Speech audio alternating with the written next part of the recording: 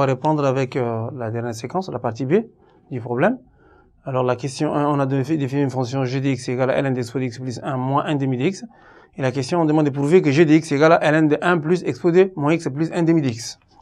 Alors, donc, nous, on va prendre g de x égale à ln de exposé x plus 1 moins 1 demi de x. C'est qu'on va faire, on va mettre en facteur exposé x. Donc, on a ln de exposé x en facteur de 1 plus 1 sur exposé x moins 1 demi de x. Alors là, j'ai la forme ln de a fois b. Donc ça fait ln, ça va donner ln de a plus ln de b. Donc on aura ln de exposé x plus ln de 1 plus 1 sur exposé x moins 1 demi de x. Nous savons que ln de exposé x, ça va donner x. X plus ln de 1 sur exposé x, ça va donner exponentielle de moins x, moins 1 demi de x. Alors, x moins 1 demi de x, ça va vous donner 1 demi de x. Donc, finalement, on aura ln de 1 plus expo de moins x plus 1 demi de x. Voilà, nous avons g de x. Ça, c'est la première égalité à démontrer. Maintenant, la deuxième, il faut également montrer que g de x égale à ln de expo de x sur 2 plus exponentielle de moins x sur 2. Donc, c'est quoi on va faire? Là, on va utiliser cette rubrique, cette question, cette réponse. Alors, nous avons g de x égale à ln de 1 plus expo de moins x plus 1 demi de x. Alors, c'est quoi on va faire? On va transformer 1 demi de x et on va le transformer en ln. Donc, pour le transformer en ln, ça fait plus ln de quoi? De exponentielle de 1 demi de x.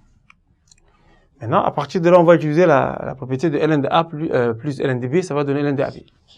Alors, on aura ln de 1 plus expo de moins x, expo de 1 demi de x. Voilà.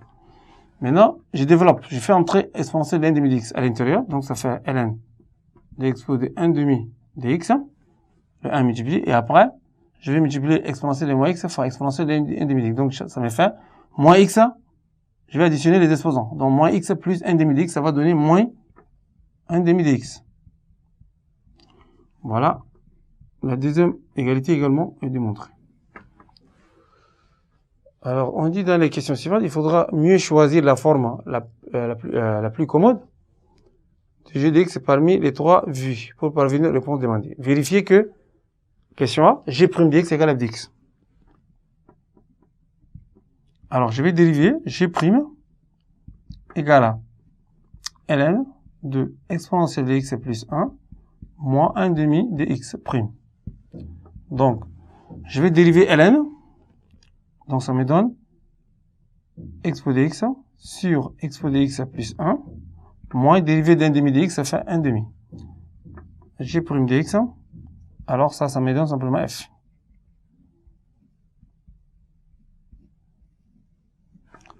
Voilà, g' égale à f. Puis, on déduit les variations de g. Donc, nous connaissons déjà le signe. Comme g' de x égale à f. Alors, pour tout x appartenant à l'intervalle de moins l'infini à 0, on a déjà montré que f était négatif. Donc, g' de x est négatif. Donc, g est décroissante.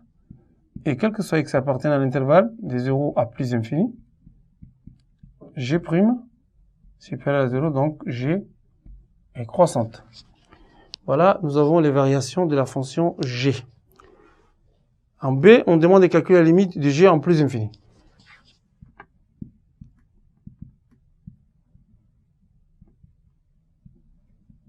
Donc ça fait limite x tend vers plus infini de ln de expo de x plus 1 moins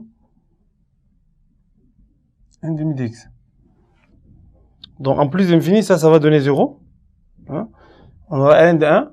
ln de 1, ça fait 0 également. Donc il va nous laisser limite en plus infini de quoi? De 1 demi de x. Et ça fait plus infini.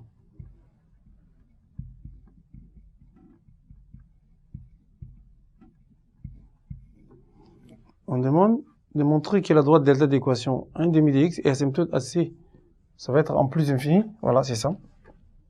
C'est la question C. Hein. Donc, on va faire la limite de la différence en plus infini de f dx moins 1 demi dx. Alors, pourquoi on fait la différence, la limite de la différence? C'est-à-dire que la courbe et son asymptote oblique sont confondus à l'infini. À l'infini, la courbe vient c'est confondre avec l'asymptote. Donc, on veut montrer que lorsque x devient de plus en plus grand, il n'y a pas d'écart entre l'asymptote et la courbe. Donc, ça nous donne limite x tend vers plus infini.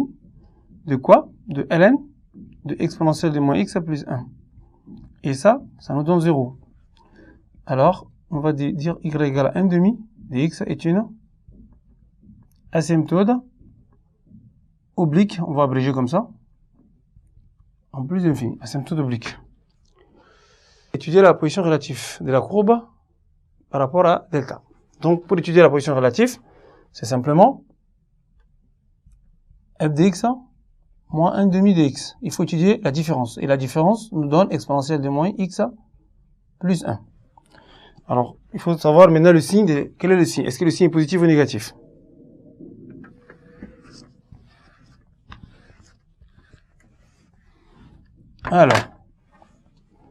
Alors, pour étudier le signe, nous savons que, quel que soit x appartenant à R, expo de moins x est positif, supérieur à 0.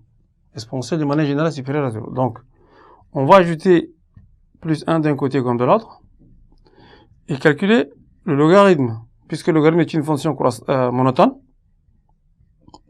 égale ln de 1. Donc, finalement, on aura ln de expo de moins x plus 1 supérieur à 0. Donc, ça veut dire que la différence est positive. Ce qui veut dire simplement que f dx moins 1 demi dx est strictement positif. Pour tout x appartient à R.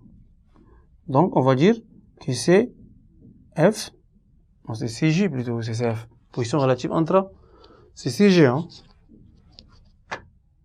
C'est CG plutôt. Moi, j'ai fait F, c'est G plutôt, hein.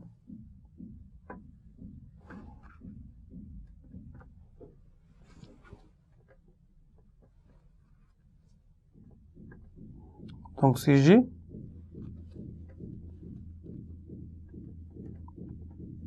est au-dessus de delta. Voilà.